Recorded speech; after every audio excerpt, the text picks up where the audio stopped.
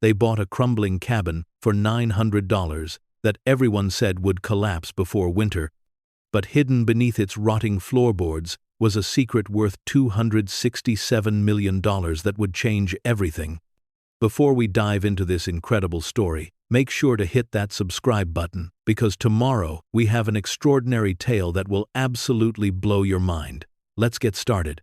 The morning mist clung to the valley like a soft blanket as 73-year-old Harold sat at his kitchen table, calculator in one weathered hand, stack of bills in the other. The numbers didn't lie, even when he wished they would. Social Security barely covered the rent on their tiny apartment. Medicare helped, but not enough. And the diagnosis from Martha's doctor last month had used words like treatment and expensive in the same breath. Martha, 71 and still beautiful despite the silver hair and laugh lines, moved quietly around their cramped kitchen.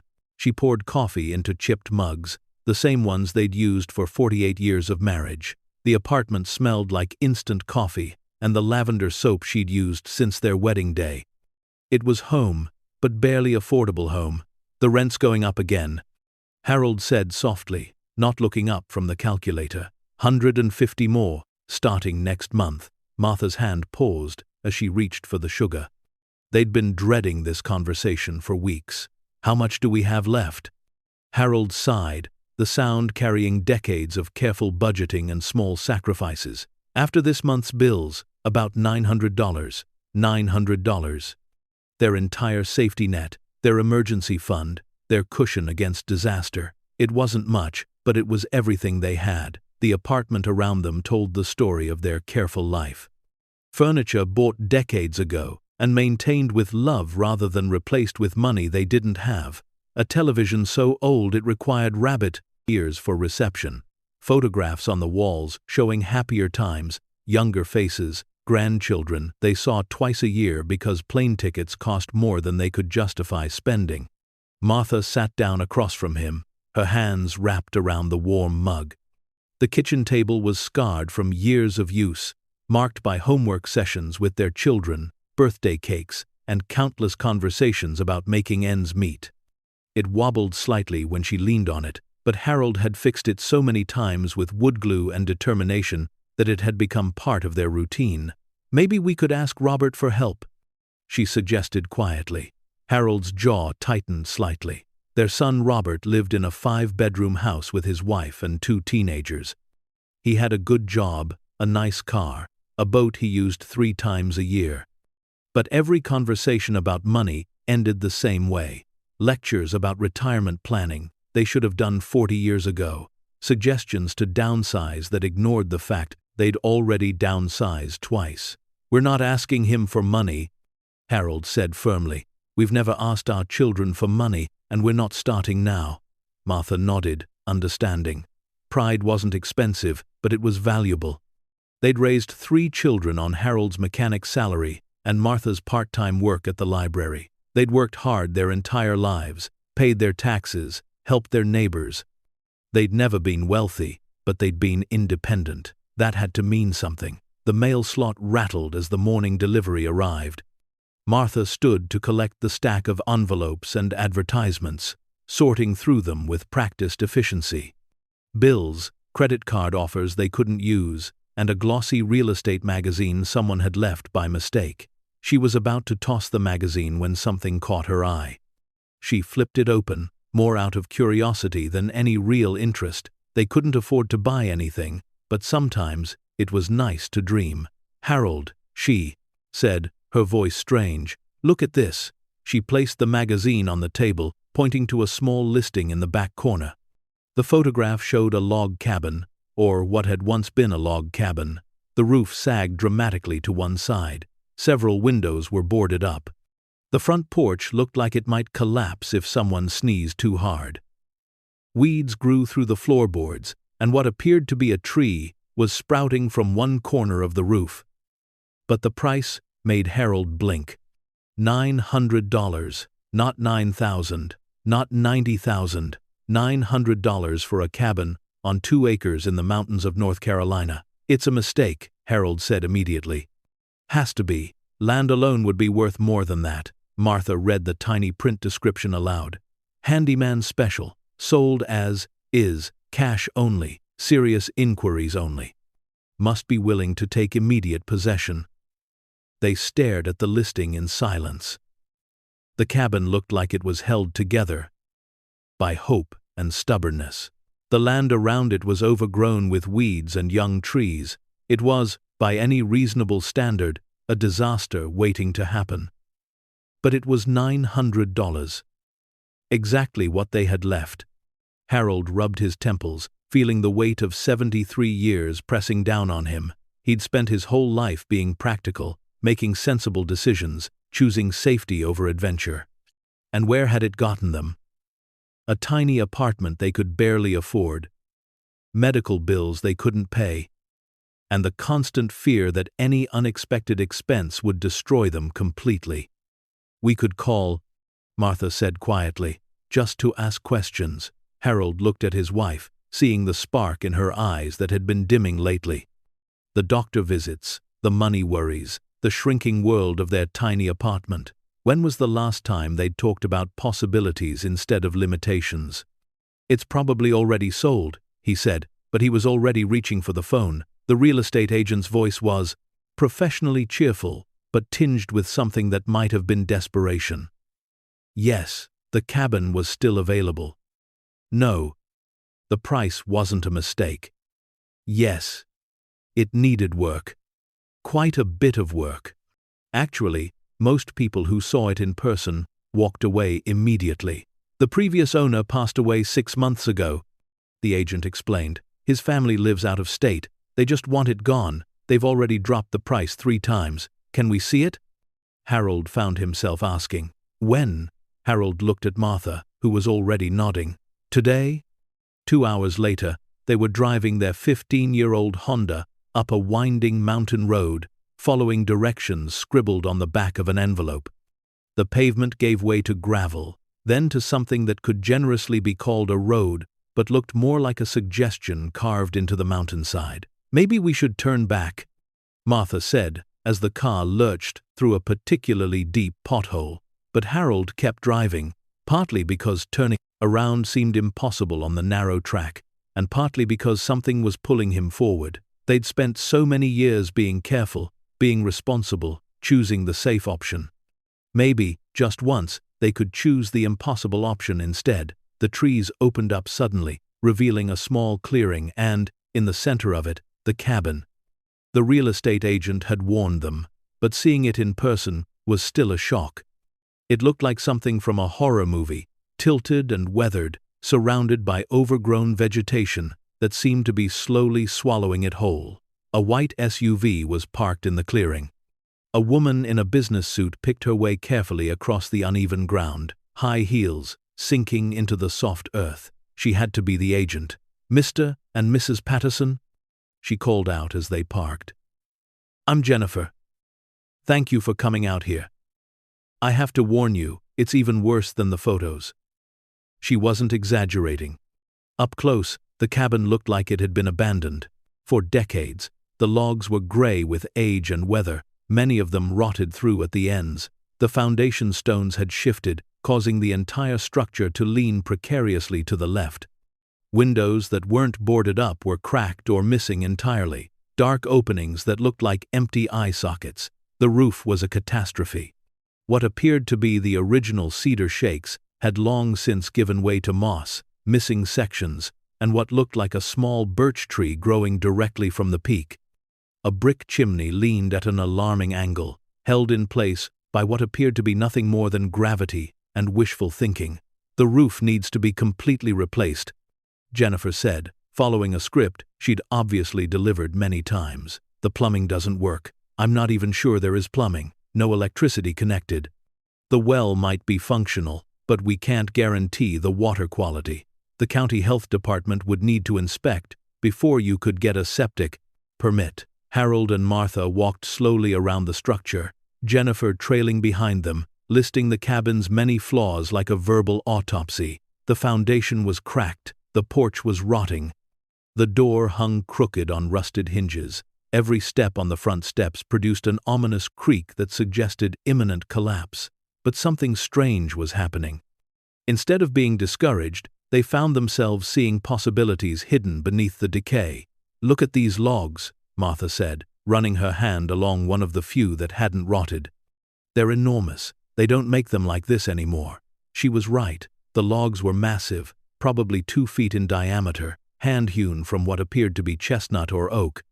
Despite the weathering, the wood underneath was solid, hard as iron. Someone had built this cabin to last, using materials that would cost a fortune today. Harold was examining the foundation. Despite the shifting, the stones were solid, quarried granite that had lasted more than a century. "The bones are good," he said quietly. "It's just the skin that needs work." Jennifer overheard and shook her head. "With respect, sir, this place needs more than work. It needs a miracle, and probably about $50,000 in repairs. Maybe $100,000, depending on what we find once we start tearing into it." Harold and Martha exchanged a look. $50,000 they didn't have. $100,000 they couldn't even imagine. But $900 for 2 acres and a cabin, even a dying cabin, in the mountains? Even if they just camped on the land while they figured things out, it was better than watching their rent money disappear month after month. The land itself was beautiful, they realized as they explored. The clearing was about an acre, surrounded by towering pines and hardwoods that filtered the afternoon light into golden beams. A small creek ran along the eastern edge of the property, clear water bubbling over smooth stones. In the distance, blue mountains rolled away to the horizon like frozen waves. "How long has it been empty?" Martha asked. Jennifer consulted her notes. The owner died in January. Before that, he'd been living in a nursing home for about 3 years, so probably empty for 4 years, maybe 5. That explained the advanced decay. An abandoned building deteriorated much faster than an occupied one, without heat to keep moisture out, without minor repairs to prevent small problems from becoming big ones. The cabin had surrendered to the elements. But Harold found himself imagining it restored. A new roof, the logs cleaned and sealed, windows replaced, the foundation leveled. It would be hard work, but he'd done construction in his youth before settling into office life. His hands still remembered the feel of tools, the satisfaction of building something solid and permanent. "We'll take it," Harold said suddenly. Jennifer blinked. "I'm sorry?" "We'll take it. $900. Cash, as is." "Sir, I don't think you understand the condition." "I understand perfectly," Harold said, his voice calm but firm. "We're not young, we're not rich, and we're not stupid. But this is what we can afford, and it's ours if we want it."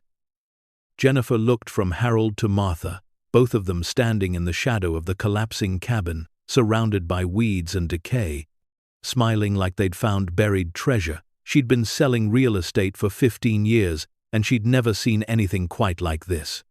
"If you're absolutely sure," she said slowly, pulling out her phone, "I can start the paperwork." The drive back to their apartment was quiet, both of them lost in thought. They'd just spent their last $900 on what was essentially a very expensive pile of lumber. Every rational bone in their bodies was screaming that they'd made a terrible mistake. But there was something else, something they hadn't felt in years: excitement, possibility, the sense that they were finally choosing their own adventure instead of just surviving whatever life handed them. That evening, they called their children to share the news. The conversations didn't go well. Robert, their eldest, was the first to express his displeasure. His voice carried the particular tone of an adult child who'd suddenly realized his parents might not be as sensible as he'd assumed. "Dad, this is insane. You bought a condemned building for your life savings?" "It's not condemned," Harold replied patiently. "It just needs work. You're 73 years old. What kind of work can you possibly do on a place like that?" "You can barely change a light bulb without calling me for help," Harold bristled. "That was one time, and the fixture was wired wrong. It doesn't matter.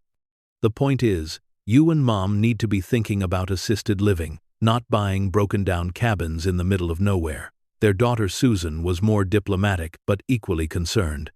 "Mom, what about your doctor appointments? That cabin is hours away from any hospital. What if something happens?" "We'll figure it out," Martha said. "We always have. But why now?" Why risk everything on something so uncertain? Martha was quiet for a moment, trying to find words for feelings she didn't entirely understand herself. "Because we're running out of time to take risks," she said finally. "If we don't do something different now, we never will." Their youngest, David, tried a different approach. "Look, if you needed money, why didn't you just ask? Linda and I could help with the rent, or you could move in with us. The kids would love having grandparents around." "We don't want help with the rent," Harold said firmly. "We want our own place, a place that's falling down, a place that's ours." The conversation with David lasted another 20 minutes, covering familiar ground. Their children were worried about them, which was natural and loving. But they were also worried about their inheritance, though none of them would say so directly. Harold and Martha had always been frugal, always saved, always planned for the future. Spending their last money on what appeared to be a worthless property didn't fit the pattern their children expected. When they finally hung up, Harold and Martha sat in their kitchen, the silence heavy between them. "They think we've lost our minds," Martha said finally. Harold reached across the table and took her hand. Her skin was soft and familiar, marked with age spots and wedding ring calluses, but still the hand he'd held on their first date 50 years ago. "Maybe we have," he said. "But it feels like the first time in years that we've found them." The neighbors weren't much more supportive. When word spread through their apartment complex that the elderly couple in 3B had bought a collapsing cabin in the mountains, the reactions ranged from concern to barely concealed amusement. Mrs. Williams from down the hall knocked on their door the next morning with a plate of cookies and a list of senior living facilities. "It's not giving up," she said kindly. "It's being practical. These places have activities, medical care, on-site, community." Harold accepted the cookies, but politely declined the brochures. "We appreciate the thought, but we're not ready for that kind of community yet." Mrs. Williams looked skeptical. "Harold, you bought a house that doesn't have plumbing. How is that practical at your age?" Mr. Rodriguez, who managed the building, stopped by that afternoon to express his regrets about their financial difficulties. "If you need help finding services for seniors, I have some brochures," he offered, echoing Mrs. Williams' concern. "We're not having financial difficulties," Martha explained. "We made an investment." Mr. Rodriguez looked confused. "In a condemned building? In our future." Even their longtime friend Betty, who'd been their neighbor for 8 years, shook her head sadly when she heard news. "Harold, Martha, I understand wanting to own something, but surely there were better options." "Like what?" Harold asked. "Well, there are mobile homes, manufactured housing, things that don't require reconstruction. Things that aren't in the mountains," Martha added quietly. "Things that don't have trees and silence and room to breathe." Betty frowned. "You can't eat trees and silence." "No," Harold agreed, "but you can live on them. We've been eating fine for 70 years. Maybe it's time we tried living." That night, Martha lay awake, listening to the sounds of the city through their thin walls. Sirens, traffic, the couple upstairs, arguing again about money, the neighbor's television bleeding through the shared wall, the sound of footsteps in the hallway as someone came home late from work or left early for the morning shift. She thought about the silence they'd found in the mountains, broken only by wind through leaves, and the distant call of birds she couldn't identify. Even standing next to a collapsing cabin, surrounded by weeds and decay, the peace had been profound. "Harold," she whispered, "are you awake?" "Yes." "Are we crazy?" He was quiet for a long moment. Then, "Probably, but maybe crazy is what we need right now." Martha smiled in the darkness. "I keep thinking about that creek. Did you hear how quiet it was? No trucks, no sirens, no televisions, just water over rocks. They lay in comfortable silence, planning a future that terrified and thrilled them in equal measure. Tomorrow, they would start the paperwork to buy a cabin that would probably kill them. Tonight they would dream about silence and possibility and the sound of water over rocks. Outside their bedroom window, the city never slept. But for the first time in years, Harold and Martha slept deeply, dreaming of mountains. The moving truck was smaller than they'd hoped but big enough for their modest possessions. 48 years of marriage, 3 children raised, thousands of meals cooked and shared, condensed into a dozen boxes and some furniture that had seen better decades. Robert arrived as they were loading the last of their things, his face grim with disapproval. He'd driven 3 hours to make one final attempt at talking sense into his parents. His BMW looked out of place in the apartment complex parking lot, too clean and expensive among the practical cars of people who counted miles per gallon instead of horsepower. "It's not too late," he said, watching Harold struggle with a box of books. "You can cancel this. I'll help you find a nice senior community. Something safe." Harold straightened slowly, his back protesting the weight and the years. "Son, I've been safe my whole life. Worked the same job for 37 years, lived in the same places, followed the same routines. Safe didn't make us happy. It just made us careful." "Careful keeps you alive," Robert insisted, his voice carrying the frustrated tone of an adult child who suddenly realized his parents might make decisions he couldn't control. "Breathing isn't the same as living," Martha said, emerging from the apartment with a box of photographs. The pictures inside chronicled their life together: wedding day, babies, first steps, graduations, birthdays. Moments of joy captured and preserved, but somehow the joy itself had gotten lost along the way. Robert threw up his hands in frustration. What if you get sick? What if you fall? What if that cabin actually collapses on you? Harold and Martha looked at each other, the same conversation they'd been having in their heads for weeks. They'd weighed the risks, counted the dangers, imagined all the ways their plan could go wrong. But they'd also imagined something else, the possibility that it could go right. "Then at least it'll be our cabin that collapses on us," Harold said finally. "Our choice, our consequence."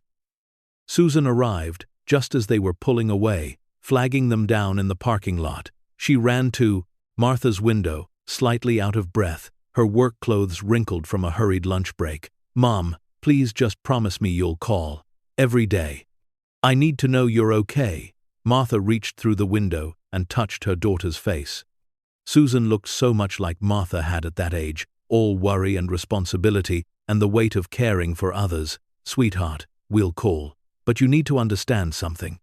We're not going to the mountains to die. We're going to live." As they drove away, Martha watched their old life shrink in the side mirror. The apartment complex where they'd counted pennies and worried about rent, the grocery store where they'd memorized the sale prices and calculated cost per ounce, the doctor's office where she'd heard words that scared her more than any crumbling cabin ever could. The drive took 4 hours, winding up through foothills that gradually became mountains. The trees grew taller, the air cleaner, the silence deeper. With each mile, something that had been tight in Martha's chest began to loosen. The radio played old songs they remembered from their youth, and Harold hummed along, his fingers tapping the steering wheel in time with music they hadn't heard in years. When they finally turned onto the rough road leading to their property, the sun was setting behind the peaks, painting the sky in shades of gold and pink that no apartment window had ever framed. The Honda lurched and bounced over the rutted track, but somehow it felt like coming home to a place they'd never been.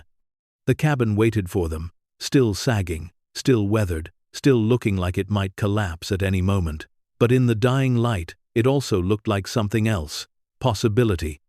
Harold turned off the engine, and the silence rushed in like a flood. No traffic, no sirens, no arguing neighbors.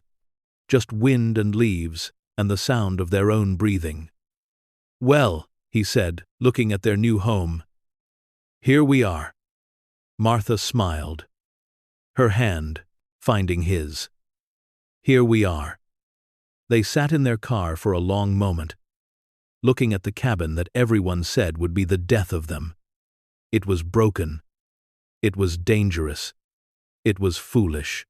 It was theirs. The first night was an adventure in creative problem-solving. They'd brought sleeping bags, camping equipment borrowed from David, and enough supplies to last a few days while they figured out the basics. The cabin's interior was even worse than the exterior suggested.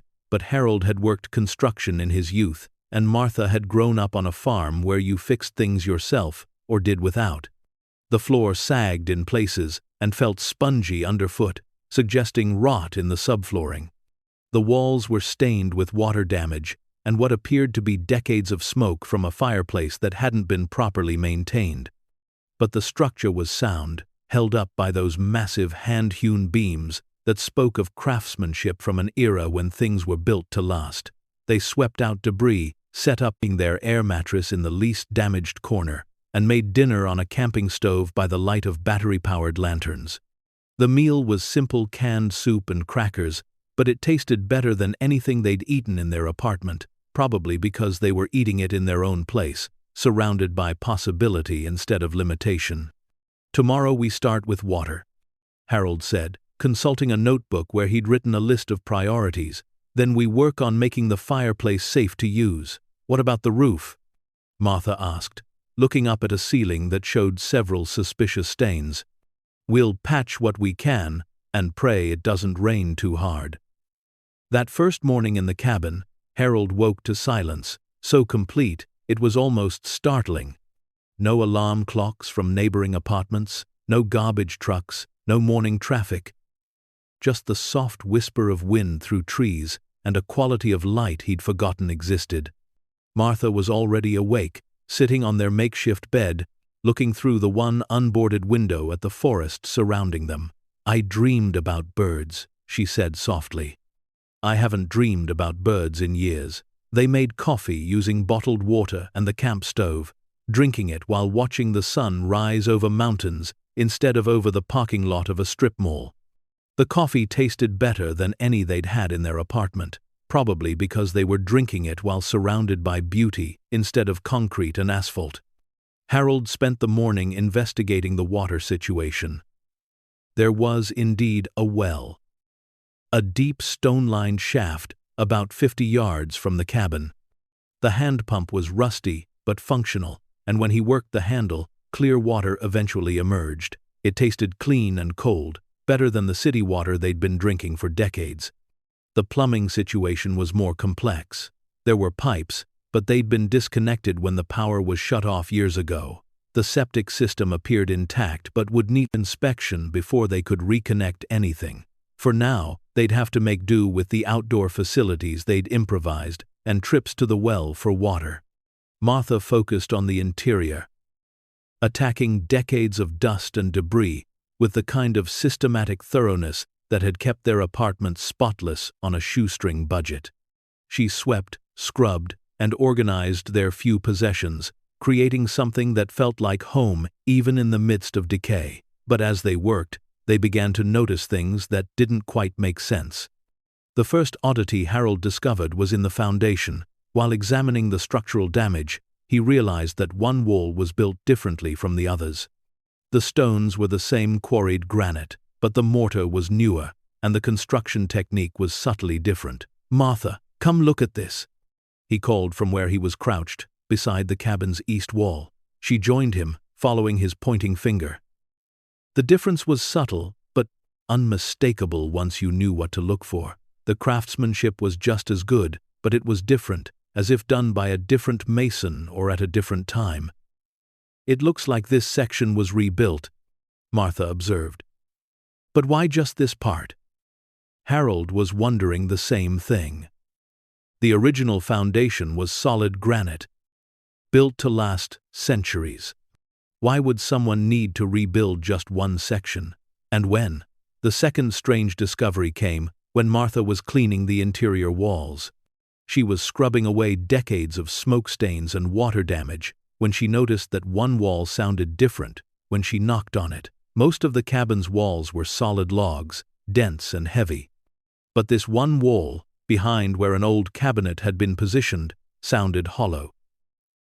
She called, "This doesn't sound right." He joined her, tapping on the wall in question. She was right.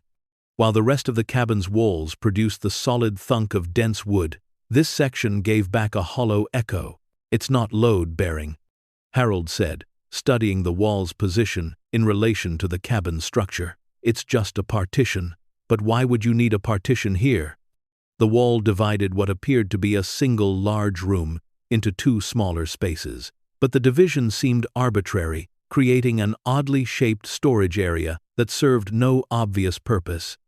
Over the next few days, as they continued their repairs and improvements, more peculiarities emerged. The fireplace, when Harold cleaned it out, revealed evidence of unusual modifications. Someone had installed a series of iron brackets inside the chimney, positioned in a way that would allow heavy objects to be suspended inside the flue. It was clever engineering, but Harold couldn't imagine what purpose it might serve. The floor revealed its own mysteries. While most of the cabin sat on a traditional stone foundation with wooden joists, one section near the back wall was different. The floorboards were newer, though still old, and they ran in a different direction from the rest of the floor. More significantly, this section felt more solid underfoot, as if it was resting on something other than the standard foundation. Martha discovered the next clue while organizing their supplies in what appeared to be a storage closet. The closet was deep, extending further into the wall than seemed reasonable given the cabin's exterior dimensions. But when she measured, she realized the interior space didn't match the exterior wall placement. "Harold," she said, her voice carrying a note of excitement mixed with confusion, "I think there's space behind this wall that we can't account for." He joined her in the closet, armed with a tape measure and growing curiosity. Martha was right. The interior dimensions didn't match what the exterior walls suggested. There was at least 6 feet of space that existed somewhere, but wasn't accessible from inside the cabin. "Hidden storage?" Martha suggested. "Maybe," Harold said, but he was thinking of something more significant. The modifications they'd discovered weren't random or casual. Someone had put considerable thought and effort into altering this cabin's original design. The question was why. That evening, they sat on their newly stabilized front porch, sharing a dinner of sandwiches and watching the sun set behind the mountains. The peace was profound, but their minds were occupied with the puzzles they'd uncovered. "You know what this reminds me of?" Martha said suddenly. "My grandfather's farm during Prohibition. He used to tell stories about the hidden compartments people built to hide things from the government." Harold nodded slowly. "The timing would be right. This cabin was probably built in the 1920s or 30s, right when people might have needed to hide valuable things, or illegal things." They sat in comfortable silence, processing the implications. If their cabin had been used to hide contraband during Prohibition, it might explain the modifications. But it also raised new questions. What had been hidden? Where? And was any of it still there? The breakthrough came on their 5th day, when Harold was working on the hollow wall Martha had discovered. He'd decided to investigate properly, carefully removing some of the interior paneling to see what was behind it. What he found made him call Martha immediately. Behind the paneling was indeed empty space, but it wasn't random cavity. It was a carefully constructed chamber, about 3 feet wide and running the full height of the wall. The walls of the hidden space were finished smooth wood, and there were several sets of iron hooks mounted at different levels.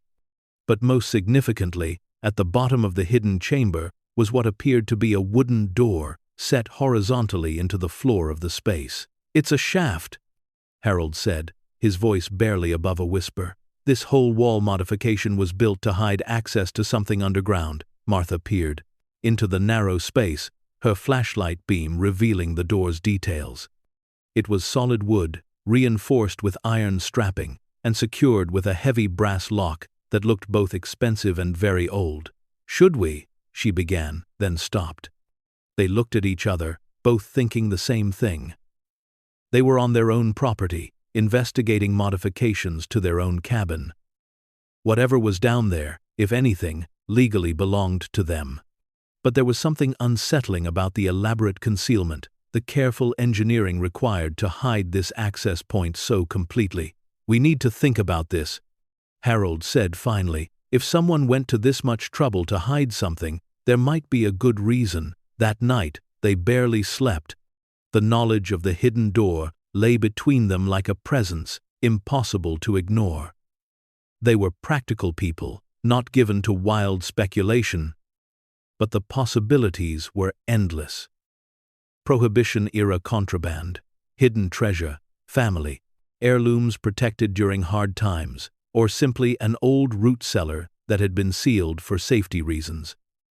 By morning, curiosity had won over caution.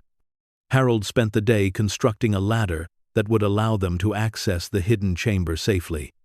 He used lumber from the cabin's less essential interior walls, creating a sturdy framework that would support their weight. Martha gathered supplies, flashlights, rope, tools for dealing with the locked door. As evening approached, they stood before the opened wall panel, looking down at the mysterious door that had been hidden for decades. The brass lock was tarnished, but appeared functional. The wood around it showed no signs of rot or damage, suggesting the chamber had been well sealed against moisture. "Whatever's down there," Martha said quietly, "it's been waiting a long time." Harold nodded, testing the ladder one final time. "Well, let's see what our $900 really bought us." He descended first, flashlight in hand, until he was standing on the mysterious door. Up close, he could see the craftsmanship was exceptional. The lock was substantial, designed to keep things secure rather than simply private. But the wood around the lock plate showed scratch marks, suggesting it had been opened and closed multiple times over the years. Martha joined him in the cramped chamber, and together they examined the lock more closely. It was old, probably original to the cabin's construction, but it was also familiar. Harold recognized the style from his construction days, a standard residential lock, the kind used on interior doors in better homes. "I think I can pick this," he said, pulling out his multi-tool. "It's not meant to keep out professionals, just casual curiosity." The lock was old enough that the mechanism had loosened over time. With patience and the right leverage, Harold was able to work the tumblers until they heard the satisfying click of the lock disengaging. They looked at each other, one final time, both aware they were about to cross a threshold they couldn't uncross. Whatever they found below would change their understanding of their cabin, their property, and possibly their lives. Harold grasped the iron handle set into the wooden door and pulled. The door opened smoothly, revealing darkness and a set of stone steps leading down into the earth. Cool air rose from the opening, carrying scents of dry wood and something else, something that might have been old, leather, or aged paper. "There's definitely a room down there," Martha said, her flashlight beam penetrating about 10 feet before hitting what appeared to be a wall. Harold was already starting down the steps, testing each one carefully before committing his full weight. The stonework was professional, each step carved and fitted precisely. Someone had built this to last, and built it well. Martha followed, her heart hammering with excitement and apprehension. They were about to discover what their $900 cabin had really been hiding all these years, and they had the distinct feeling their lives were about to change in ways they couldn't yet imagine. The chamber they were descending into had kept its secrets for decades. But Harold and Martha, armed with flashlights and the courage of people who had already risked everything, were about to uncover what lay hidden beneath their collapsing cabin. What they would find would transform them from an elderly couple who'd made a foolish investment into the discoverers of something that would capture the attention of the entire world. But first, they had to reach the bottom of those stone steps and see what was waiting for them in the darkness below. Harold went first, testing each wooden step carefully before putting his full weight on it. The stairs were solid despite their obvious age, crafted from the same heavy timber as the cabin's original construction. Martha followed close behind, her hand trailing along the stone wall for balance, her flashlight beam dancing ahead of them into the unknown. The chamber they descended into was larger than they'd expected, roughly 12 feet square, with a ceiling high enough for Harold to stand upright. The walls were expertly cut stone, fitted together without mortar in the old style that spoke of true craftsmanship. The floor was smooth, planked wood that had weathered the years remarkably well, protected from the elements by the stone walls and careful construction above. but it was what filled the room that made them both stop breathing for a moment. Wooden crates lined 3 walls, stacked from floor to ceiling in neat, organized rows. Each crate was different in size, but similar in construction: heavy wood, reinforced corners, and what appeared to be wax sealing around the edges to protect against moisture. Some were small, about the size of shoeboxes. Others were larger, trunk-sized containers that would require both of them to lift. Martha played her flashlight beam across the nearest wall of containers, counting under her breath. "Harold," she whispered, "there are dozens of them." He was already approaching the closest crate, a medium-sized box at eye level that bore faded markings in black paint. The numbers and letters meant nothing to him, but the construction of the container itself was impressive. Someone had taken great care to build these storage boxes to last, using techniques and materials that suggested both wealth and paranoia. "Someone took a lot of trouble to protect whatever's in these," Harold said, running his hand along the smooth wood of the nearest crate. The corners were reinforced with brass fittings, and the lid was secured with both a brass latch and what appeared to be a wax seal around the edges. Martha was doing a more systematic count, her flashlight revealing the full scope of what they'd discovered. 28 boxes, she said, her voice barely above a whisper. "All different sizes, but all built the same way. This isn't casual storage, Harold. This is a vault." The air in the chamber was dry and cool, carrying scents that spoke of age and preservation: old wood, metal polish, and something else that might have been leather or aged paper. Despite being underground for decades, possibly much longer, everything appeared to be in remarkable condition. The stone walls showed no signs of moisture damage, and the wooden floor was solid beneath their feet. Harold hefted one of the smaller crates, testing its weight. It was heavier than expected, and something inside shifted with a metallic sound when he moved it. Not the loose rattle of random objects, but the solid slide of something dense and carefully packed. "Should we open one?" he asked, though his voice suggested he'd already made up his mind. They looked at each other in the dim flashlight beams, both aware they stood at another threshold. These crates had clearly been here for decades, hidden by someone who'd gone to considerable trouble to conceal them. But they were also the legal owners of this property, and everything on it belonged to them, according to the deed they'd signed just days ago. "One," Martha said, "just to see what we're dealing with." Harold chose a medium-sized crate, about the dimensions of a large shoebox, but deeper and heavier than its size suggested. The brass latch was tarnished with age, but moved smoothly when he worked it. The wax seal cracked as he lifted the lid, releasing a faint scent of oil and preservation. Inside, wrapped in layers of oiled cloth, was something that made Martha gasp: money. Stacks and stacks of currency, bound with what had once been rubber bands, but were now brittle fragments. But these weren't ordinary bills. Even in the dim flashlight beam, they could see the printing was different, the paper heavier and more substantial than modern currency. Harold lifted out the top bundle with shaking hands, carefully unfolding the oiled cloth wrapping.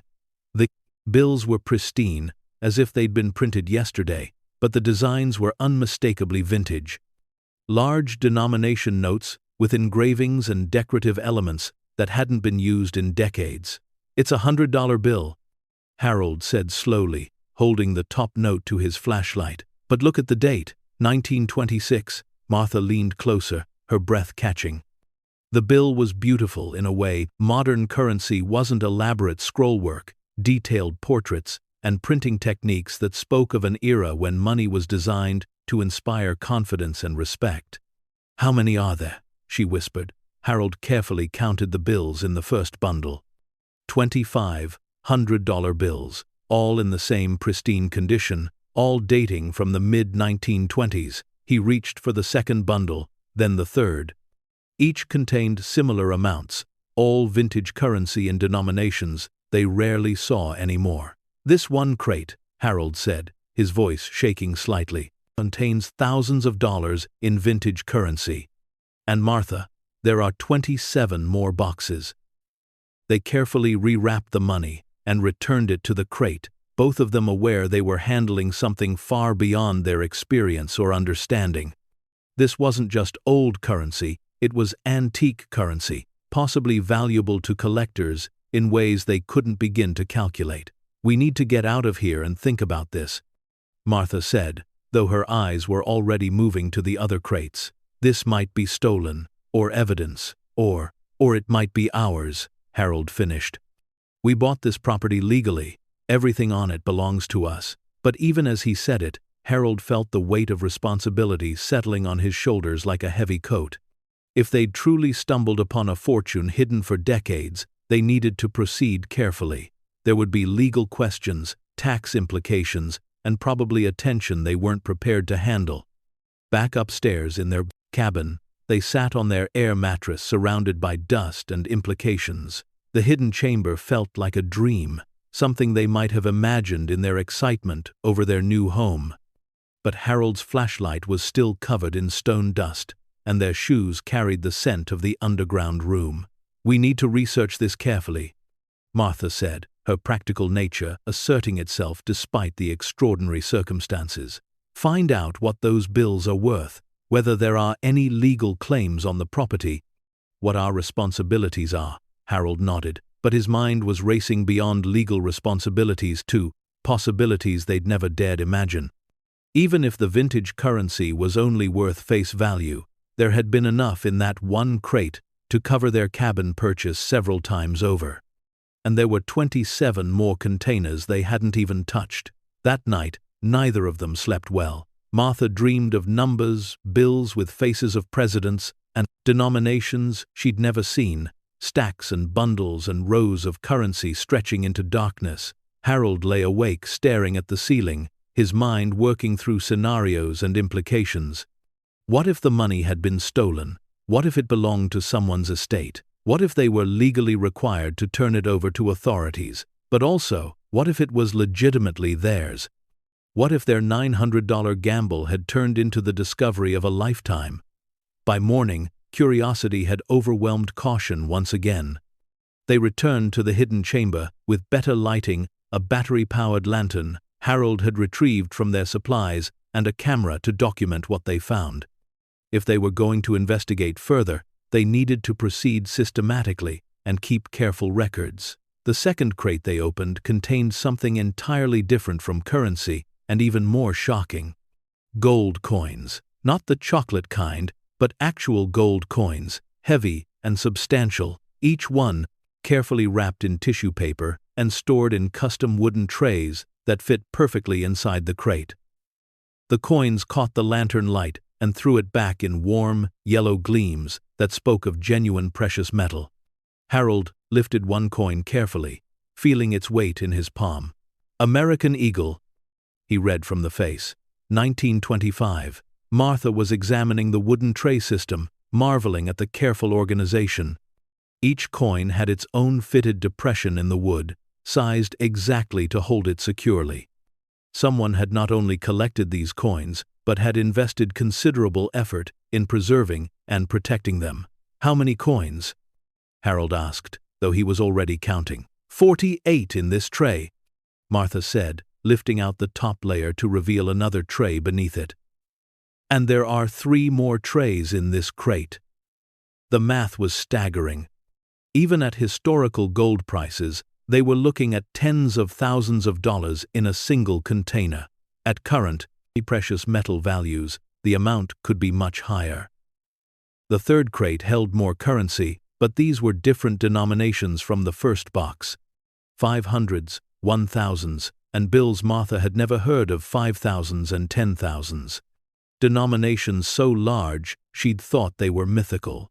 "They don't even print bills this large anymore," Harold said, holding up a $10,000 note that was larger and more elaborate than anything he'd ever seen. "This one bill is worth more than we paid for the entire property." By the fourth crate, Harold's hands were shaking so badly he could barely hold the lantern steady. This container held bonds and certificates, government bonds, corporate securities, railway stock certificates, all dating from the late 1920s and early 30s. Some were elaborately designed with beautiful engravings and gold leaf details that spoke of an era when financial instruments were works of art. Railroad bonds. Martha read from one certificate, Pennsylvania Railroad Company, $1,000, dated 1928. Harold was examining a government bond with printing so ornate it looked like currency.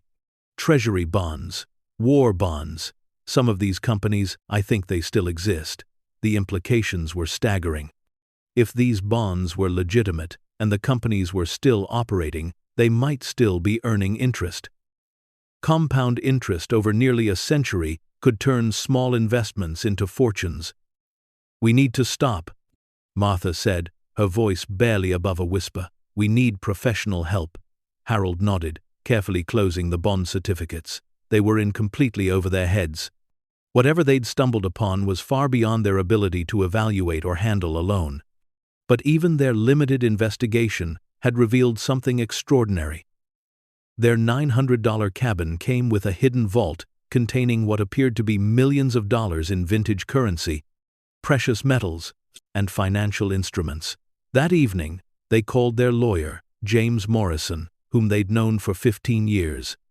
He'd handled their wills, their real estate closings, and the legal paperwork when Harold retired. He was a small-town attorney who specialized in practical matters for regular people, not the kind of lawyer who dealt with hidden treasure and vintage financial instruments. "Jim," Harold said when Morrison answered his phone, "we need to see you, tomorrow if possible, about our new property, problems with the deed, survey issues." Harold looked at Martha, who nodded encouragingly. "We found some old financial documents, hidden in the cabin. We need to know our legal rights and responsibilities." A pause. "How old are we talking about? And Harold, when you say hidden, what exactly do you mean?" Harold chose his words carefully. 1920s and 30s. And they were concealed in a hidden room. Deliberately concealed. Another pause, longer this time. "And how much are we discussing?" Harold swallowed hard.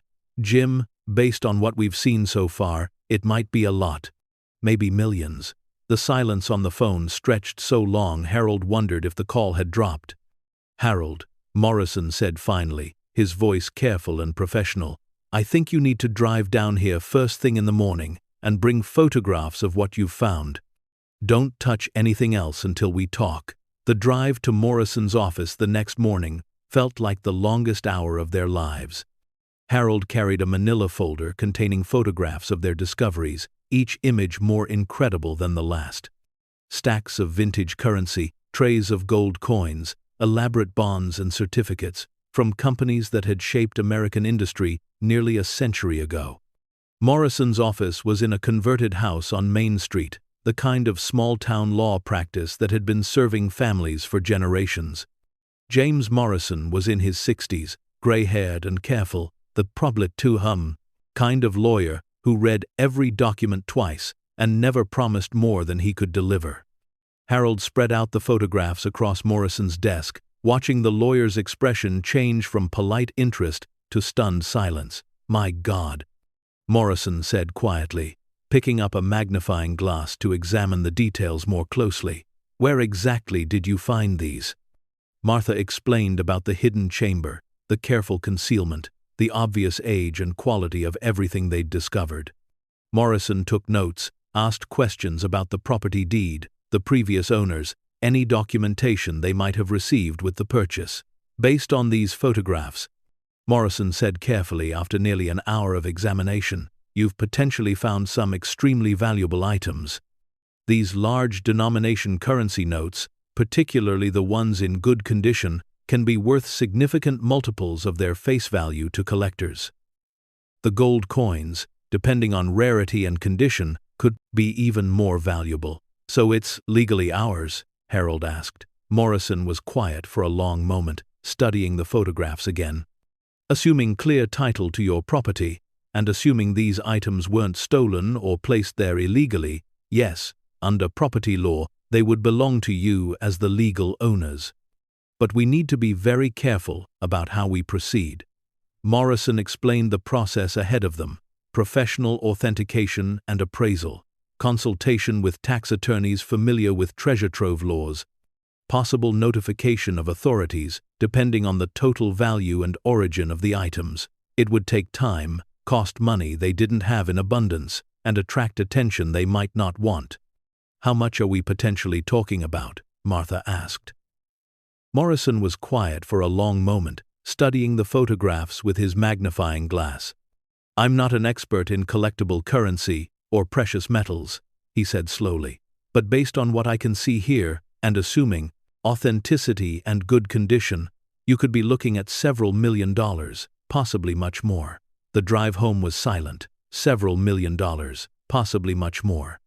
Numbers so large they felt abstract, meaningless. Harold and Martha had spent their entire lives thinking in terms of hundreds and thousands, budgeting groceries, clipping coupons, worrying about whether they could afford new tires for their old car. Now they were potentially millionaires. Multi-millionaires. From a $900 cabin purchase that everyone had thought was the height of foolishness. What happens next will turn this quiet retirement into something extraordinary, reveal secrets that have been buried for decades, and prove that sometimes the biggest risks lead to the most incredible rewards.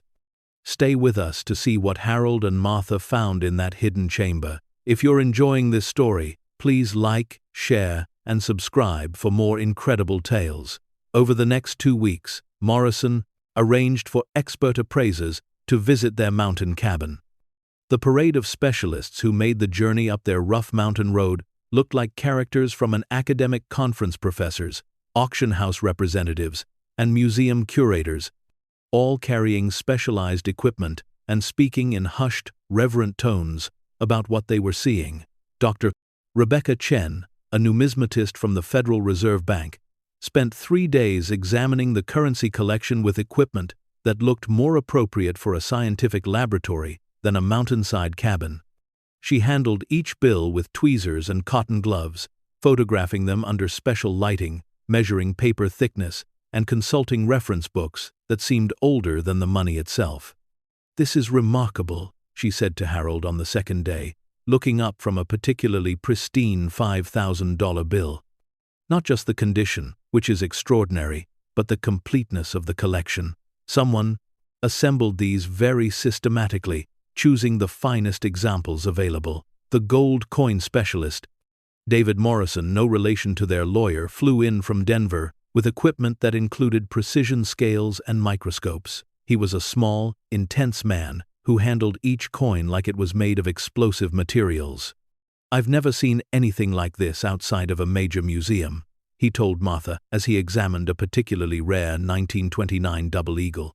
"These aren't just valuable coins. They're museum-quality specimens. Someone had access to fresh minted pieces and the knowledge to preserve them perfectly." But it was the bond and certificate expert, Dr. Sarah Williams from the Smithsonian Institution, who provided the most startling news. After spending hours examining the various investment documents with specialized equipment, she looked up from her careful notes with an expression of barely contained excitement. "Several of these companies still exist," she announced, her voice trembling slightly. "And some of these bonds and certificates were never redeemed. They've been accumulating interest for nearly a century." Harold blinked. "Interest?" "Compound interest. Some of these railroad bonds, for instance, are still legally valid. The companies were absorbed into larger corporations, but the debt obligations were assumed by the acquiring companies. At current rates, a $1,000 bond from 1928 could be worth $50,000 or $60,000 today, just in accrued interest." Martha sank into a chair, overwhelmed by the implications.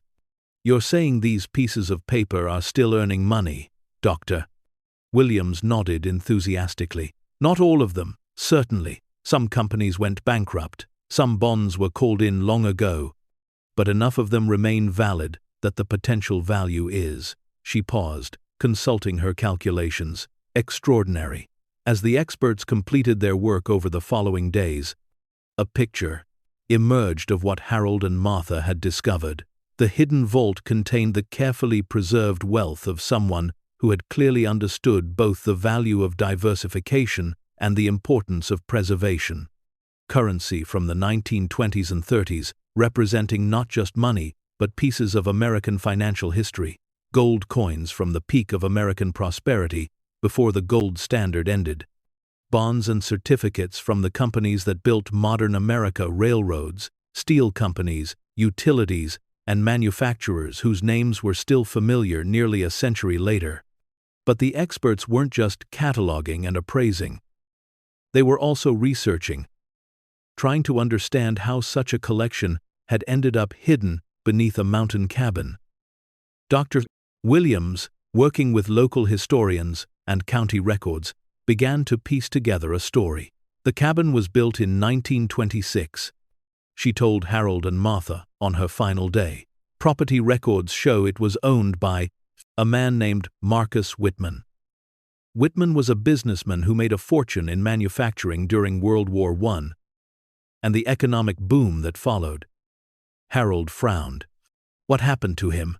He died in 1933, Dr. Williams continued. But here's the interesting part.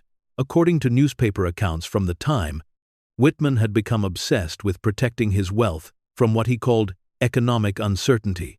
The stock market crash of 1929 had wiped out many of his contemporaries. Martha was following the implications. So he converted his assets to physical wealth and hid them. That appears to be exactly what happened. The records suggest Whitman liquidated most of his holdings in the early 1930s and disappeared from public view. He died alone at the cabin, and his estate was settled based on what his lawyers knew, about which apparently wasn't much. The hidden fortune had remained untouched for nearly 90 years, waiting for someone to notice the anomalies in the cabin's construction and have the curiosity to investigate. On the final day of the appraisal process, Harold and Martha sat in their restored cabin while Dr. Chen compiled the final valuation report. The suspense was almost unbearable. They knew they'd found something valuable, but the exact amount would determine not just their future, but how they would handle the responsibilities that came with sudden wealth. Dr. Chen approached them with a thick folder and an expression that mixed professional composure with barely contained amazement.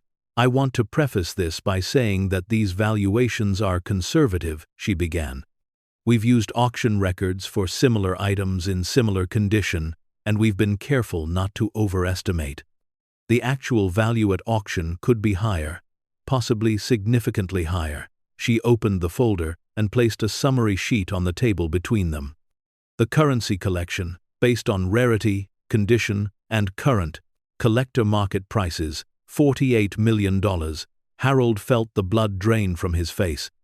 The gold coin collection, valued at current precious metal prices plus numismatic premiums, $32 million. Martha gripped Harold's hand so tightly he could feel her pulse. The bonds and certificates, including calculated compound interest for those still valid, $187 million. The room spun around Harold. He felt like he might faint. Total estimated value, Dr. Chen concluded, her voice steady despite the magnitude of what she was announcing, $267 million. The silence that followed was profound. Harold and Martha sat frozen, holding hands, staring at numbers that were so large they seemed to belong to someone else's life. $267 million. More money than some countries' annual budgets. More wealth than they could have imagined in their wildest dreams. "Are you certain?" Harold asked, weakly. Dr. Chen nodded. "We've triple-checked everything. And I want to emphasize, this is a conservative estimate. At auction, with proper marketing to serious collectors, the total could be even higher." Martha was the first to find her voice. "What do we do now?" "That, Dr. Chen said gently, "is entirely up to you. You're the legal owners of one of the most significant private collections of American financial artifacts ever discovered. The question is what you choose to do with it." That night, Harold and Martha sat on their rebuilt porch, looking out at mountains that suddenly seemed different. The same peaks, the same forests, the same night sky, but everything had changed. They weren't just Harold and Martha anymore. the elderly couple who'd made a desperate gamble on a collapsing cabin. They were Harold and Martha, the people who'd discovered a fortune that would make headlines around the world. "Do you regret it?" Martha asked quietly. "Finding it?" Harold considered the question. Seriously. Already their phone was ringing constantly with calls from reporters who'd somehow gotten wind of the story. Their children were driving up tomorrow. Their attitudes transformed overnight from concern to excitement to something that looked uncomfortably like greed. Security companies were contacting them about protecting the collection.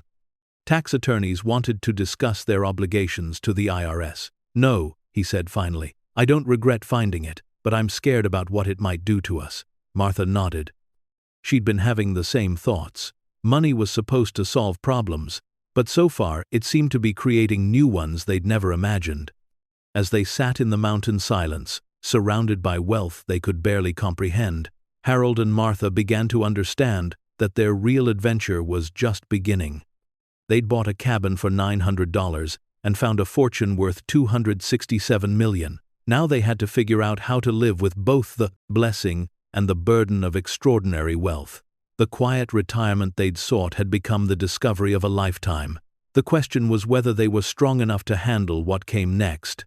The news broke on a Tuesday morning in late September, 3 weeks after the final appraisal report had been completed. Despite Harold and Martha's attempts to keep their discovery quiet, word had leaked through the network of experts, attorneys, and government officials who'd been involved in the authentication process. The headline in the Atlanta Constitution read, "Elderly couple discovers $267 million fortune hidden in $900 mountain cabin." By noon, the story had been picked up by national news services. By evening, satellite trucks lined their narrow mountain road like a mechanical invasion force. Harold stood at their front window, looking out at the chaos that had erupted around their quiet retreat. Reporters with cameras and microphones clustered around their property line, held back by the sheriff's deputies who'd arrived that morning. News helicopters circled overhead like mechanical vultures. Their phone hadn't stopped ringing in 6 hours. "How did this happen?"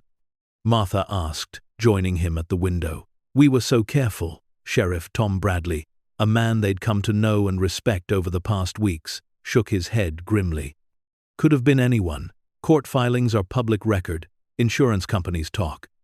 Hell, it might have been one of them expert fellas who just couldn't keep his mouth shut." The attention was overwhelming and immediate. Within hours of the first news report, their property was surrounded by curiosity seekers, treasure hunters, and reporters demanding interviews. The quiet mountain road that had been one of the reasons they'd fallen in love with the cabin was now clogged with traffic and chaos. But the media circus was just the beginning of their challenges. The first call came from Robert, their eldest son, at 7 in the morning, the day after the story broke. His voice was tight with excitement, barely contained behind a veneer of concern. "Dad, I've been trying to call you all night. I saw the news. Is it true?" Harold sighed, cradling the phone against his shoulder while he made coffee with hands that shook slightly from exhaustion and stress. "It's true, son. $267 million? That's what the experts tell us." A pause. Then Robert's voice took on a different quality, more businesslike. "Dad, you need professional help. Financial advisors, investment managers, security. I've been making some calls. I know people who can help you handle this properly. We have lawyers, Robert. Good ones. Small-town lawyers aren't equipped for this kind of wealth. You need specialists. People who understand high-net-worth portfolio management." Harold felt a familiar tightness in his chest. Robert meant well, but his concern sounded increasingly like an attempt to manage his parents' newfound situation. "We'll figure it out, son." "No, Dad, you won't. Not alone. This is too big for you to handle without professional guidance." The conversation lasted another 20 minutes, covering territory that would become depressingly familiar over the coming weeks. Robert had ideas about foundations, tax shelters, investment strategies, and family trusts. He spoke with the confidence of someone who'd been successful in business, but also with an underlying assumption that his elderly parents were incapable of managing their own affairs. Susan called an hour later with similar concerns but a gentler approach. "Mom, how are you handling all this? It must be overwhelming." "It is, sweetheart. We're taking it one day at a time. Have you thought about what you want to do? I mean, with the money?" Martha looked around their cabin, still showing signs of their renovation work, still smelling of wood polish and fresh paint. "Honestly, we haven't had time to think past tomorrow. Everything's happening so fast." David's call that evening was more direct. "Mom, Dad, this is incredible. But you know this is going to change everything, right? Your lives, our family, everything." "We're beginning to understand that," Harold said. "I think you should consider moving somewhere with better security, closer to civilization. This mountain thing was fine when you were just scraping by, but now? Your targets." The family conversations continued over the following days, each one more stressful than the last. Their children meant well, but the discovery of the fortune had transformed their relationships in ways none of them had anticipated. Conversations that had once been about Harold and Martha's well-being now seemed to center around the money and how it should be managed. The government attention was even more intense. Agent Patricia Flynn from the FBI arrived on Wednesday with a team of investigators and enough paperwork to stock a small library. Despite Morrison's assurances that everything was legal, the federal government had its own procedures for dealing with discoveries of this magnitude. "We're not suggesting any wrongdoing," Agent Flynn explained as she spread forms across Harold and Martha's kitchen table. "But a discovery of this size requires documentation. We need to verify the provenance of the assets, ensure there are no claims against them, and determine the tax implications." The investigation that followed was thorough and invasive. Teams of agents photographed every item in the collection, researched the history of Marcus Whitman and his financial dealings, and interviewed Harold and Martha repeatedly about how they'd discovered the hidden chamber.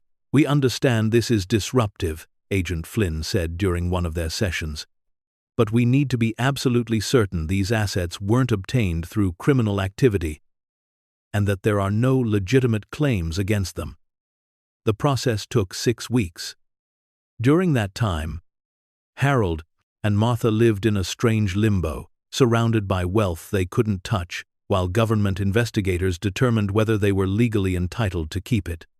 The cabin that had been their refuge became a crime scene, with federal agents coming and going at all hours. The tax implications alone were staggering. Even with the discovery classified as treasure trove, which meant they owed taxes on the full appraised value as income, they faced a federal tax bill of more than $100 million. State taxes would add another $20 million. "The good news," their new tax attorney explained, "is that you can pay the taxes from the assets themselves. You won't need to come up with cash. The bad news is that you'll need to liquidate a significant portion of the collection to meet your tax obligations." Harold felt sick. They were being forced to sell pieces of the collection they'd just discovered to pay taxes on money they'd never asked to find.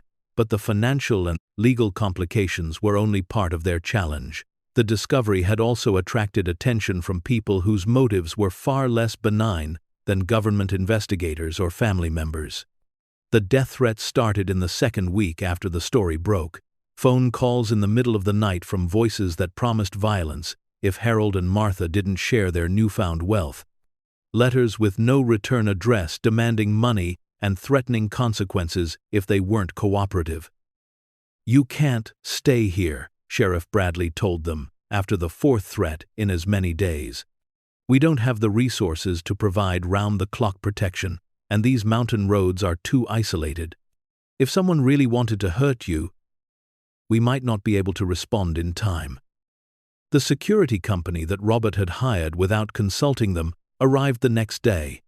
Suddenly, their peaceful mountain retreat was transformed into something resembling a fortress, with cameras, motion sensors, and armed guards who patrolled the property in shifts. "This isn't what we wanted," Martha said to Harold one evening as they sat on their porch, watching a guard walk the perimeter of their property with a flashlight and a radio. "None of this is what we wanted," Harold replied. "We just wanted a quiet place to live." The irony wasn't lost on either of them. They'd bought the cabin to escape the stresses of their old life, to find peace and simplicity. Instead, they'd found a burden that made their previous worries seem trivial by comparison. The media attention was relentless. Reporters camped outside their property, trying to get interviews. Producers called offering movie deals and documentary rights. Publishers wanted to buy the rights to their story. The quiet couple who'd bought a cabin for $900 had become celebrities overnight, and they hated every minute of it. But perhaps the most difficult aspect of their new situation was watching how it affected their relationships with people they cared about. Mrs. Williams, their former neighbor from the apartment complex, called to congratulate them, but also to mention that her grandson needed help with college tuition. Old friends reached out after years of silence, all with stories of financial hardship that they hoped Harold and Martha might help resolve. Even their relationship with each other was strained by the pressure. They'd spent 48 years as partners facing challenges together, but this challenge was unlike anything they'd ever encountered. The decisions they faced about taxes, security, investments, and family were so far outside their experience that they often felt paralyzed. "I don't know how to be rich," Martha confessed to Harold one night as they lay in bed listening to the security guards' radios crackling in the darkness. "Neither do I," Harold admitted. "I keep thinking we should give it all away and go back to the way things were." But they both knew there was no going back. The discovery had changed them, changed their family, changed their entire world. The question was what they would do with the change. The breakthrough came 6 months after the discovery, during a conversation with Dr. Sarah Williams, the bond expert from the Smithsonian who had become something of a friend during the authentication process. "Have you considered that this collection represents more than just financial value?" she asked during one of her visits to check on the preservation of the artifacts. "These items are pieces of American history. They tell the story of how our economic system developed, how ordinary people saved and invested during some of the most challenging periods in our nation's history." Harold looked up from the vintage bond certificate he'd been examining. "What do you mean?" Marcus Whitman wasn't just hiding money, he was preserving artifacts. These bills, these coins, these bonds, they're examples of financial instruments that most people today have never seen. They could teach us about economic history, about the relationship between government and citizens, about how people thought about money and value nearly a century ago. Martha joined the conversation. "You're talking about education? I'm talking about legacy," Dr. Williams said. "You could sell these items to private collectors and be incredibly wealthy. Or you could use them to educate people about financial history, about economic resilience, about the importance of preserving our heritage." The idea took root slowly, but it grew with each conversation. Harold and Martha began to envision something different from the private wealth that everyone assumed they wanted. They saw the possibility of creating something that would outlast them, something that would honor both Marcus Whitman's careful preservation and their own discovery. They spent weeks researching similar institutions, visiting museums, talking to educators and historians. The more they learned, the more excited they became about a different kind of legacy. The Whitman-Patterson Institute for American Financial History opened 2 years later on their mountain property. The cabin where they discovered the fortune became the centerpiece of a campus that included museum galleries, research facilities, and educational programs for students and scholars. The collection that Marcus Whitman had hidden and Harold and Martha had discovered became the foundation of the most comprehensive archive of American financial artifacts in the world. Visitors could see currency from every period of American history, learn about the evolution of banking and investment, and understand how economic policy had shaped the nation's development. But the Institute was more than just a museum. Harold and Martha endowed scholarship programs for students studying economics and financial history. They funded research into economic policy and its effects on working families. They created educational programs that taught financial literacy to young people who, like themselves, had never been taught how money and markets actually worked. The irony wasn't lost on them that two people who'd never had much money were now teaching others about financial history and economic literacy, but perhaps that was exactly why they were the right people for the job. They understood what it meant to struggle, to worry about bills, to make decisions based on necessity rather than choice.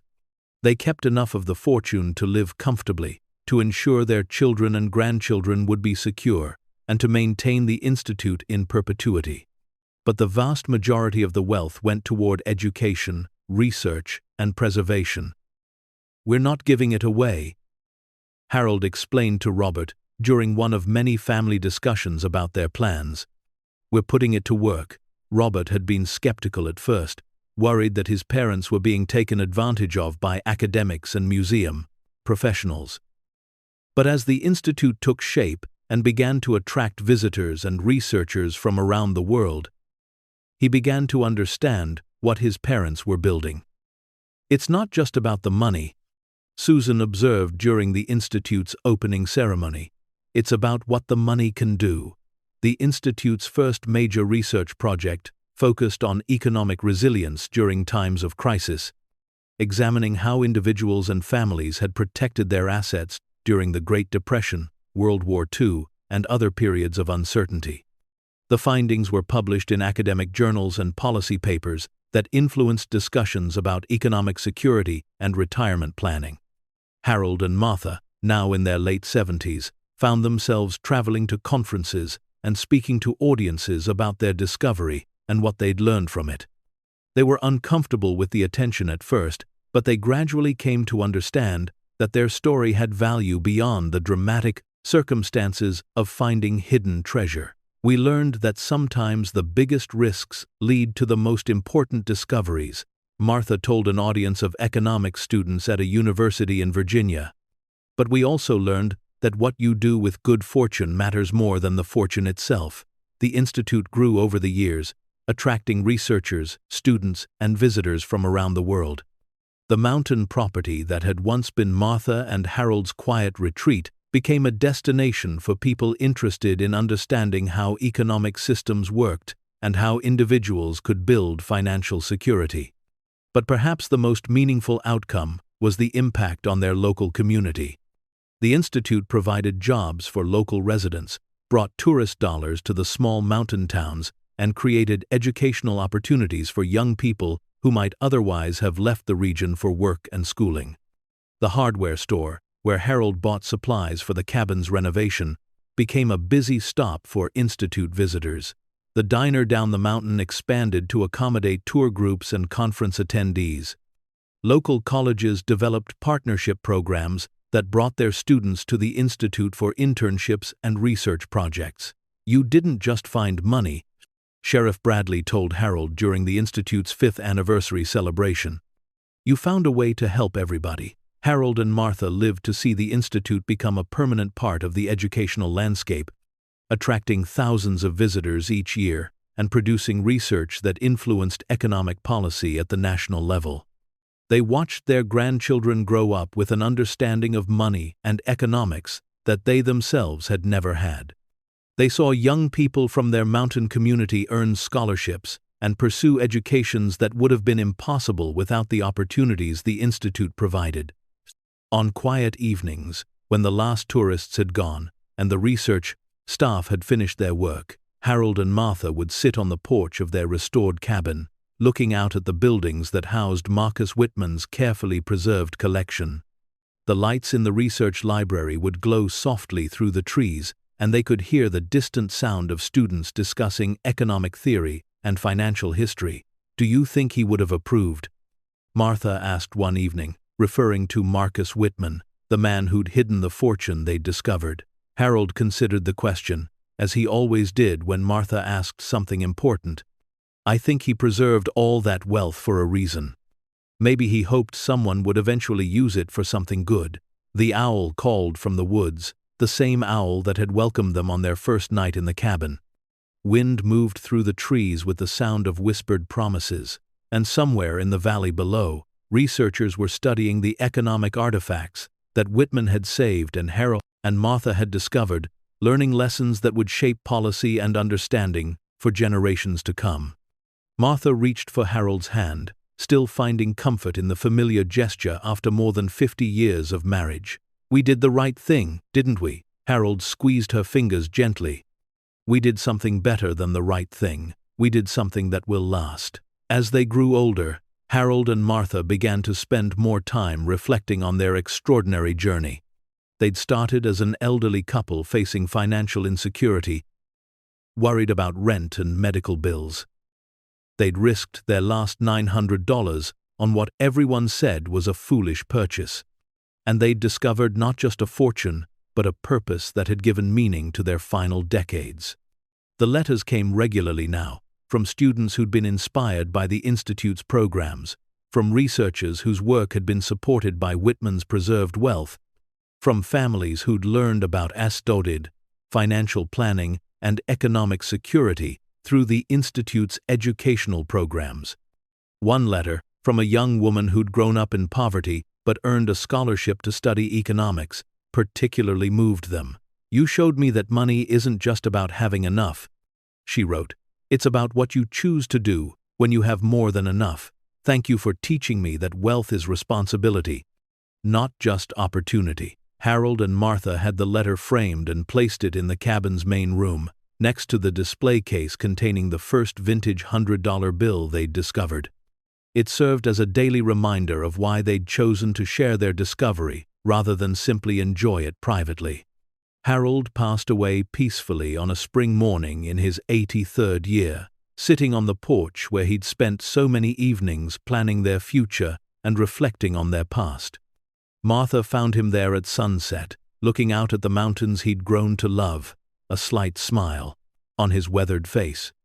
Martha lived for 3 more years, long enough to see the Institute win its first major research award and to watch her great-grandchildren play in the same mountain streams where she and Harold had found peace. She passed away in the cabin where they'd discovered their fortune, surrounded by family and the sound of wind through the trees. Their funeral was attended by hundreds of people whose lives had been touched by their generosity and vision. Students, researchers, local residents, and family members gathered to celebrate the couple who'd turned a desperate gamble into a lasting legacy.